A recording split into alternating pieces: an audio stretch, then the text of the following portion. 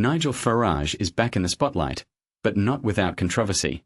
While Reform's Sarah Pochin remains conspicuously absent, Farage seizes the opportunity to reclaim centre stage. Pochin, reportedly unwell, has been missing from public view for days, including 3 consecutive Reform press conferences. Her absence is notable, especially given the party's limited parliamentary presence. The last time she was seen was on Talk TV, where she was observed obsessively counting the number of black and Asian actors in advertisements, a behavior that raises more than a few eyebrows. But here's where it gets controversial. Is her absence truly due to illness, or is it a strategic retreat from the public eye amid growing scrutiny of her views? ****. It's no secret that Pochin's discomfort extends beyond her health. Her aversion to the diversity in the House of Commons is well documented, though not out of shame, but rather a deep-seated unease with the multicultural reality of modern Britain. Meanwhile, Farage, ever the showman, made his presence known during Prime Minister's questions, a stark contrast to his absence the previous week. And this is the part most people miss. His no-show last week was reportedly a protest over his perceived lack of attention during PMQs, a move that screams of narcissism. In Farage's world, the spotlight is his birthright, and parliamentary rules that limit his speaking time are a personal affront. Farage's slow learning curve is on full display. Despite having the option to enter the MP's ballot for questions, he seems to prefer playing the victim, a role he's mastered over the years. Bold claim: if Farage ever becomes Prime Minister, he'll likely spend more time blaming himself for the nation's woes than fixing them.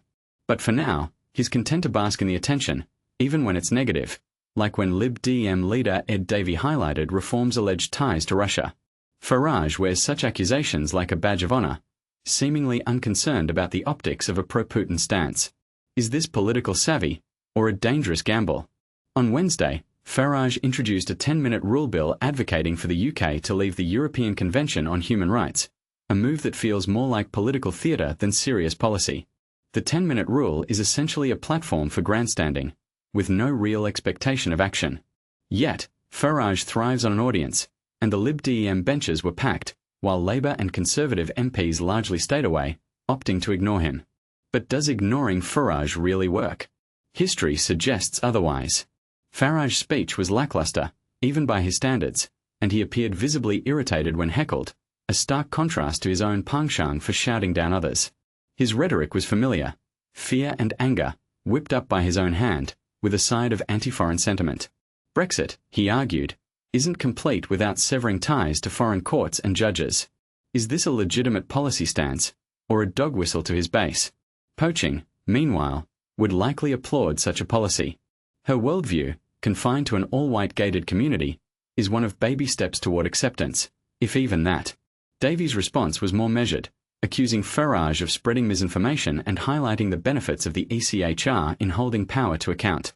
He also pointed out the irony of Farage's comparison to New Zealand, noting that Russia and Belarus, hardly paragons of human rights, are also outside the ECHR. Geography lesson aside, is Farage's stance on the ECHR a principled stand or a populist ploy? The motion was defeated, but it won't be forgotten. Farage will likely bring it up again, perhaps as soon as tomorrow.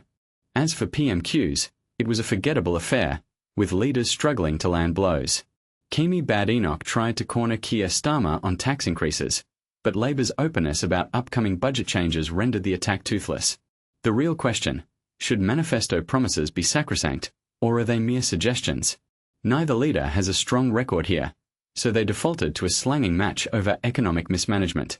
Who do you think handles the economy worse? Let's debate in the comments.